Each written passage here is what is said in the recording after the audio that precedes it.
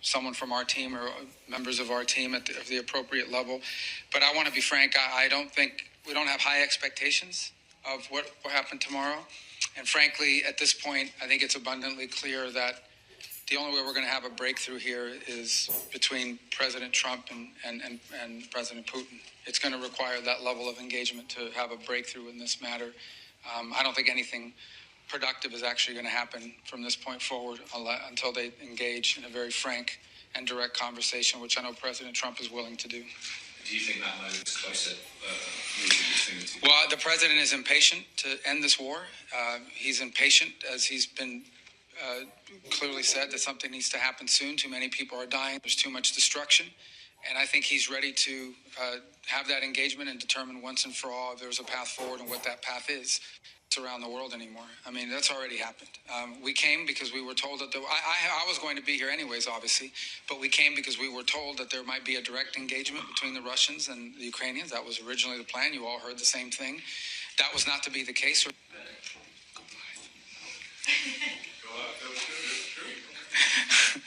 All right. Well, first of all, obviously, do you want to talk? What do you guys want to? Can we just start asking? Yeah, just start asking. Do that. Mr. Secretary, can I just ask you about tomorrow? It's been a little bit messy. When do the talks start? Will you be meeting with the Russian officials tomorrow in Istanbul? What will be the format of the talks? Will it be bilateral between Russians and Ukrainians, or will Americans be in the room? Well, first of all, I'll be meeting tomorrow with the Foreign Minister, Fidan, and a Ukrainian delegation, a senior delegation from Ukraine that'll be in town. And so I'll meet with them.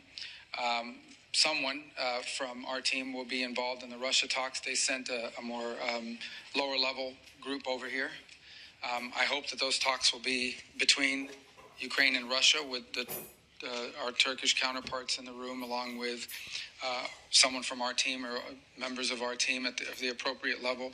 But I want to be frank, I don't think we don't have high expectations of what will happen tomorrow.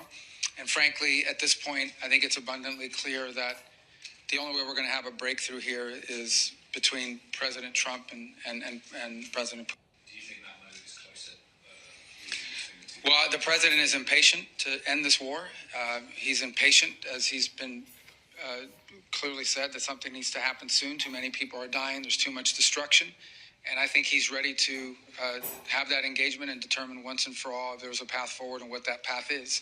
And it's my assessment that I don't think we're going to have a breakthrough here until the president and President Putin interact directly on this topic. Is there any pressure of a deadline on President Putin? Because I think it was 2.5 weeks now since you said if there wasn't concrete progress that you would, and you said at the time now, that you would withdraw as mediators. Well, we haven't been chasing this around the world anymore. I mean, that's already happened. We came because we were told that I was going to be here anyways, obviously, but we came because we were told that there might be a direct engagement between the Russians and the Ukrainians. That was originally the plan. You all heard the same thing. That was not to be the case, or if it is, it's not at the levels we had hoped it would be at. I hope I'm wrong. I hope they have tremendous breakthrough tomorrow if they talk. But I frankly do not believe that we're going to have a breakthrough here. Look, he's willing to stick with us as long as it takes to achieve peace. What we cannot do, however, is continue to fly all over the world and engage in meetings that are not going to be productive. Again, I was scheduled to be here anyways because of the NATO summit, and so it just wound up working out that way. But the only way we're going to have a breakthrough here is with President Trump sitting face-to-face with President Putin and determining once and for all whether there's a path to peace, and if so, what it is. So, Mr. Secretary, I don't mean to be glib, but if that's the case, if there isn't going to be any breakthrough or any, is there any progress that you can make tomorrow, or otherwise, what's the point from your point? We would hope so. Again, the level of team that was sent by the Russian side is certainly not indicative of one that's going to lead to a major breakthrough. I hope I'm wrong. I hope I'm 100% wrong. I hope tomorrow the news says they've agreed to a ceasefire. They've agreed to enter serious negotiations. But I'm just giving you my assessment, honestly. I don't think it's going to lead to that just because of the structure and how this is all played out. I think the next thing that has to happen here for there to be a breakthrough, if there's going to be one, is going to involve President Trump's direct involvement. And I believe the president shares my assessment. It was President Trump who pushed President Zelensky to accept this meeting with President Putin. What is the definition of what happened since then?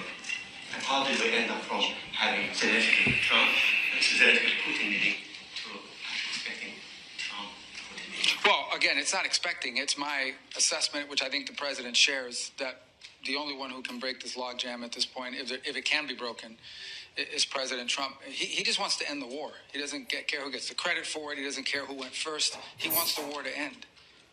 He outlined this in his speech a couple of nights ago, where he talked about the fact that he hopes to live in a world where we are building, not destroying. And so that's what he's trying to do here, is achieve peace. At the end, we all have to remember that this is the goal here. The goal here is not to claim victory one side over the other, or to gloat about who outmaneuvered who do here. And so it's my view, which I think the president has publicly shared as well. It's his view, I should say, which I share, that the only way we're going to get a breakthrough at this point after what's happened here is for the president to directly engage, probably at a personal level, and determine once and for all what it is the Russian side wants, and whether peace is possible. Mr. Secretary, it was announced today that you're headed to Rome for the Pope's inaugural Mass. Pope Leo, in different parts of his life, has spoken passionately about the plight of migrants. How do you reconcile what the Vatican has said on compassion for migrants with the Trump administration's policies? Well, first of all, the Pope is not a political figure. I know he's covered like one, but they're not. They're the earthly head of the Roman Catholic Church. And the church has strong social doctrine teachings, and I think there is not incompatibility. We, too, are compassionate towards migrants. I would argue there's nothing compassionate about mass migration. There's nothing compassionate about open borders that allows people to be trafficked here. There's nothing compassionate about either to the American people about flooding our country with individuals that are criminals and prey on our communities. There's nothing compassionate about any of that. But I would caution all of you and everyone, I understand there's this temptation to cover the papacy as a political office. It is not a political office. It is a spiritual office. And it is one that it has social teachings that are aligned with the faith, a national policy that tries to prevent mass migration, which is not compassionate to people that are being trafficked into our country, and is also not compassionate to people in the country who suffer gravely. When 1 million people come here illegally, if 1,000 of them are dangerous criminals, those are a lot of victims, and that's not fair either, and that's not compassionate. So, by the way, and I don't mean this to be snarky, but the Vatican has rules about who can come in and who can stay. So every place has that. It's what you do to protect your sovereignty. We are the most compassionate nation in the world. Every single year, 1 million people legally migrate to the United States permanently. Permanent residency. No other nation is nearly as compassionate as we are. We've been doing it for a long time. But it can't be 5 million people a year that come, with 4 million illegally. That's just not sustainable, and there's nothing compassionate about it for Americans.